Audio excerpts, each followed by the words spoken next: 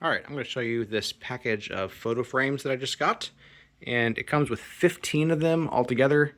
There are some 8x10 sizes, which do come matted. So if you want them to use 8x10 instead, you'll have to take the matting out. But with the matting, it does 5x7s and has plenty of matting around it. You also have plenty of other ones that are matted as well, and some that are not matted. There are 6 that aren't matted, but all the rest are matted. I don't know if that's standard, if all of them will have the same amount of matting, because it did look like from the pictures on Amazon that one of these 8x10s wasn't matted. So I wouldn't necessarily count on that, but that's what I got. The frames themselves look nice, kind of a wood look to them. And each of the frames is wrapped up in plastic, so they'll be in good condition when you get them. And each of the transparent plexiglass things have a protective peel on them as well, so that'll keep them in nice condition.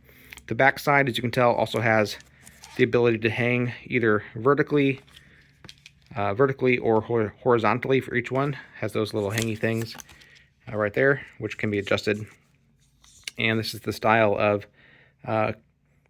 fasteners each of the frames has on the back side. Metal fasteners should keep things nice and secure.